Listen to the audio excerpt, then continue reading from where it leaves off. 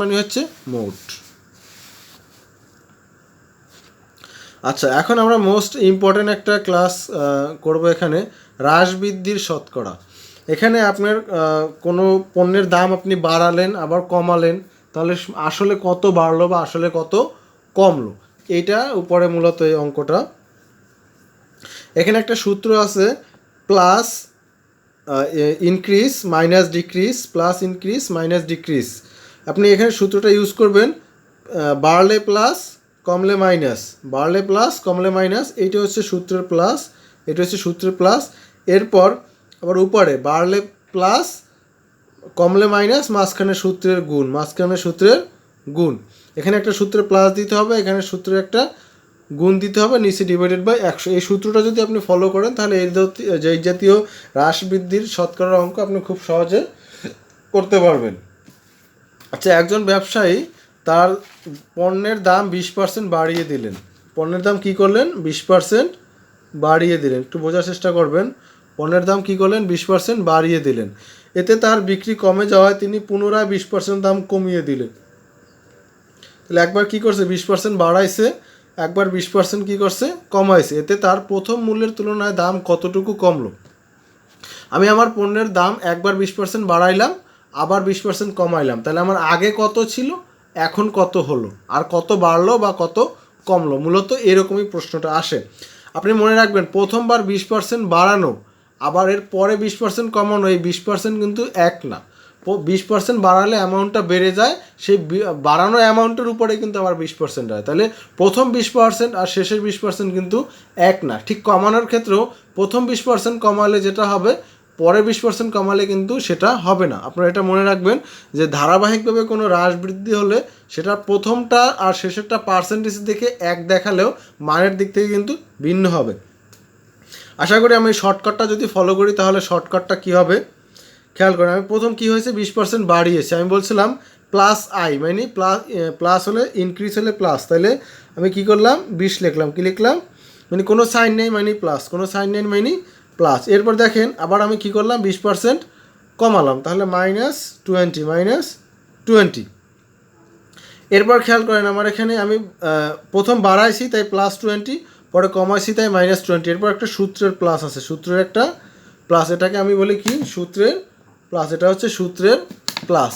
এই সূত্রের প্লাসের পর আপনি এখানে একটা ডিভাইডেড চিহ্ন দিবেন। এরপর সেম আবার দেখেন এখানে আপনি প্রথম বাড়াইছিলেন না, প্রথম 20% বাড়াইছি, তাহলে +20। এরপর আবার কী করছি? আমি কমাইছি, তাহলে -20। তাহলে কী দেখলাম? +20 -20, +20 -20। এটা তো আপনারা বুঝতে পারছেন। প্রথম বাড়াইছি তাই +20, পরে আবার কমাইছি তাই -20। সূত্রের প্লাস, প্রথম বাড়াইছি তাই +20, পরে কমাইছি তাই -20, আর ভিতরে একটা সূত্রের গুণ চিহ্ন, ভিতরে একটা সূত্রের গুণ চিহ্ন ডিভাইডেড বাই 100।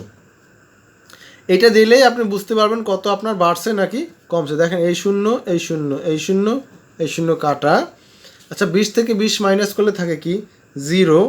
এখন খেয়াল করেন উপরে আছে কত? এখানে আমার যে সূত্রে প্লাস দিলাম, আর এখানে আছে 2 আর -2, +2 -2, প্লাসে মাইনাসে মাইনাস 2 দুগুণে 4, প্লাসে মাইনাস মাইনাস 2 দুগুণে 4। এখন খেয়াল করেন শূন্যের কোনো এখানে দাম নাই, প্লাসে মাইনাস কী হবে? -4। তাহলে তার কত কমলো বা বাড়লো বলেন তো? তার কমলো বা বাড়লো, যে মাইনাস মানে কমলো, মাইনাস মানে কমলো, আর যদি মানটা প্লাস বেরোতো তাহলে অবশ্যই বাড়লো। তাহলে কী হতো? বাড়লো। যেহেতু মাইনাস হয়েছে তার কত? 4% কমছে। দেখেন এটা টোটালটা 100 দ্বারা করেছি না, তাহলে এখানে যা বাড়বে যা কমবে সব পার্সেন্টেজ হবে, যা বাড়বে যা কমবে তা সব। তাহলে তার মোট 4% কমেছে। কী হয়েছে? কমেছে। তাহলে এখন আপনি খেয়াল করেন আপনি কিভাবে করবেন। প্রথমে বাড়লে প্লাস কমলে মাইনাস, বাড়লে প্লাস কমলে মাইনাস, একটা সূত্রের প্লাস দিবেন, আবার বাড়লে প্লাস কমলে মাইনাস, মাঝখানে গুণ থাকবে ডিভাইডেড বাই 100। আচ্ছা, পরের অঙ্কটা দেখি একটু।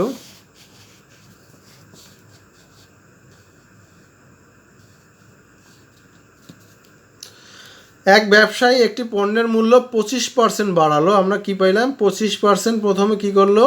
বাড়ালো। অতঃপর বর্ধিত মূল্য থেকে 25% কমালো। একবার সে 25% বাড়াইছে, আবার সে 25% কমাইছে, তাইলে শেষের মূল্য প্রথম মূল্যের তুলনায় কত বাড়লো বা কমলো। আচ্ছা, আমরা সেই শর্টকাট নিয়মটা দেখি কত বাড়লো বা কমলো। খেয়াল করেন, আমার প্রথম কি হয়েছে 25% বাড়ছে, তাইলে +25 বা 25, আমরা যদি ইংলিশে লিখি তাহলে +25। এরপর দেখেন আবার 25% কী হয়েছে, মাইনাস হয়েছে, -25।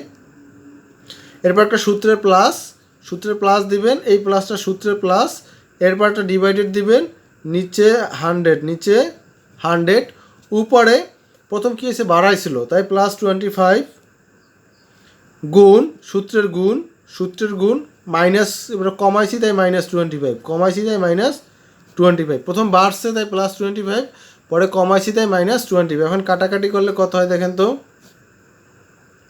4 25 100, 4 25 100, আর এখানে থাকে কত, 25 থেকে 25 মাইনাস করলে থাকে 0, কত থাকে 0, প্লাস উপরে থাকে দেখেন প্লাসে মাইনাসে -25, নিচে থাকে 4।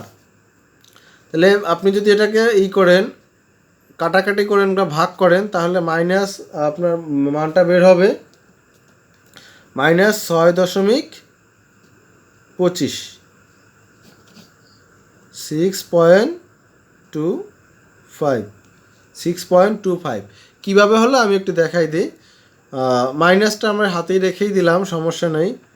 25 / 4, আমি যদি একটি 25কে 4 দ্বারা ভাগ করি, 4 6 24, থাকে 1, এখানে থাকে 1, আমার যায় না, 0.0 10, 4 2 8, থাকে 2, আবার যায় না, 4 5 20।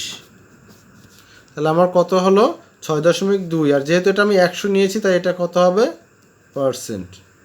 তাহলে তার কত, এটা কি মাইনাস না, এটা মাইনাস, তাহলে এটা বাড়লো না কমলো, অবশ্যই কমলো কত 6.25%, কমলো কত 6.25%। আশা করি বুঝতে পেরেছেন আপনারা। আর একটা অঙ্ক যদি আমরা দেখাই তাহলে খেয়াল করবেন, কোনো কারখানার কর্মীদের জনপ্রতি দৈনিক মজুরি 100 টাকা, মন্দার কারণে তাদের দৈনিক মজুরি 50% কমানো হয়েছিল, সম্প্রতি আবার দৈনিক মজুরি 60% বাড়ানো হয়েছে, তাদের বর্তমান জনপ্রতি দৈনিক মজুরি কত। ঘটনাটা কি করছে দেখেন তো, প্রথমে কি করা হয়েছে, তাদের মজুরি ছিল 100 টাকা, মজুরি ছিল কত টাকা 100 টাকা। এরপর কি করা হয়েছে, মন্দা হয়েছে, মানে মনে করেন যে কোনো কারণে তাদের ব্যবসা কমে গেছে, তাহলে মজুরি তারা 50% কমিয়ে দিছে, মজুরি কী করছে 50% কমিয়ে দিছে। এরপর আবার কি করছে 60% বাড়াইছে। তাহলে এখন আমি বলছিলাম প্রথম 50% আর শেষের 50% এক না, সেম একইভাবে প্রথম 50% আর শেষের 60%ও এক না, প্রথম 50%-এর এক মান, শেষের 50%-এর আর এক মান। তাহলে এখানে আমরা একটু শর্টকাটটা করে দেখি, আমরা দেখি তার আসলে কত কমবে।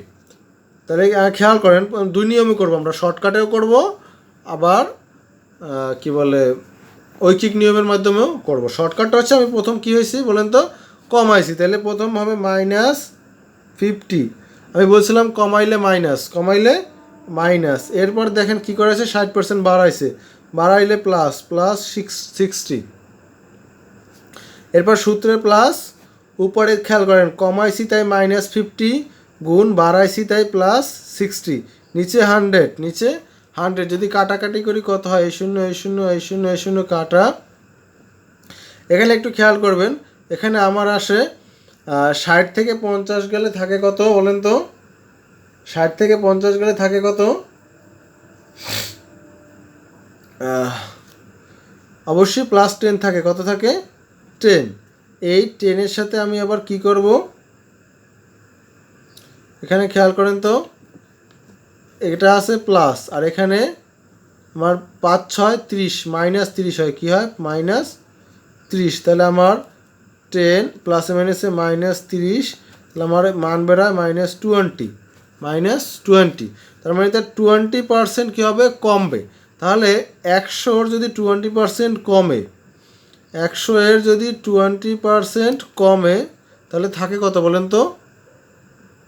20% যদি কমে তাহলে থাকে 100 মাইনাস 20 কত? 80 টাকা থাকে। কত টাকা? 80 টাকা। তাহলে তাদের বর্তমান মজুরি হবে কত টাকা? 80 টাকা। আমি নিয়মটা আবার বুঝাই। যদি প্রথমে যদি দাম মজুরি কমায় তাহলে মাইনাস, পরে আবার বাড়াইছে তাই প্লাস, কমাইছে তাই মাইনাস, বাড়াইছে তাই প্লাস। এখানে মধ্যের একটা সূত্রের গুণ, এখানে মধ্যে একটা সূত্রের প্লাস ডিভাইডেড বাই সূত্রের 100। তাহলে ওভারঅল তাদের 20% হ্রাস পায়। মাইনাস মানটা যেহেতু মাইনাস বেরোছে তাদের 20% হ্রাস পায়। তাহলে যেহেতু তাদের আগের মূল্য ছিল 100 টাকা, তাহলে 20% হ্রাস পেলে কত হবে? 80 টাকা। তাহলে তাদের বর্তমান মূল্য, আমরা একটু ঐকিক নিয়মের মাধ্যমে করি বা ব্রড কোশ্চেনের মাধ্যমে করি। খেয়াল করেন, প্রথম ছিল কত টাকা? 100 টাকা ছিল। কত? 100 টাকা ছিল। 100 টাকা ছিল। তাহলে এই 100 টাকার যদি 50% সে কী করে? 50% কমায়। থাকে কত? থাকে অবশ্যই 50 টাকা।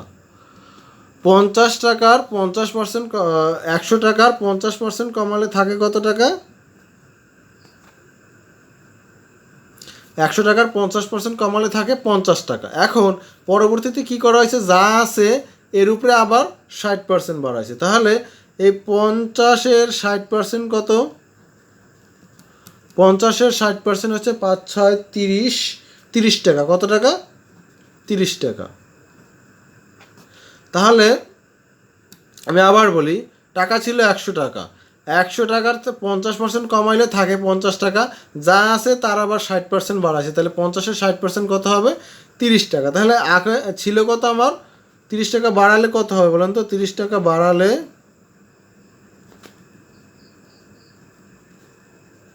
30 টাকা বাড়ালে হবে, আগে ছিল 50 যোগ এখন হবে 30, টোটাল কত টাকা? 80 টাকা। তাহলে তার এখন বর্তমান মূল্য কত টাকা বলেন তো? 80 টাকা। আশা করি আপনারা বুঝতে পেরেছেন, তাই না? পরবর্তী অঙ্কটাও একই রকমের, আপনারা একটু করে নেবেন। হ্যাঁ, পরবর্তী অঙ্কটাও সেম একইভাবে এই নিয়মে আপনারা এই অঙ্কটা করবেন। 9 নম্বরটা, মন্দার কারণে শ্রমিকের দৈনিক বেতন 50% হ্রাস করা হলো, এরপর আবার বেতন 80% বৃদ্ধি করা হয়েছে। তাহলে পূর্বের বেতন 100 টাকা হলে বর্তমানের বেতন কত? সেম এই অঙ্কটার মতো। এরপরে দেখেন, পরে আর একটা 10 নম্বর অঙ্ক, এটা আপনারা করবেন। কমেন্টসে অবশ্যই জানাবেন, আর সবাই ভিডিওটাকে শেয়ার করবেন, বেশি বেশি করে ভিডিওটাকে শেয়ার করবেন। এটা আপনাদের কাছে একটা রিকোয়েস্ট। যারা ভিডিওটা শেয়ার করেন নাই তারা প্লিজ ভিডিওটাকে আপনি দেখার সাথে সাথে শেয়ার করে দিবেন।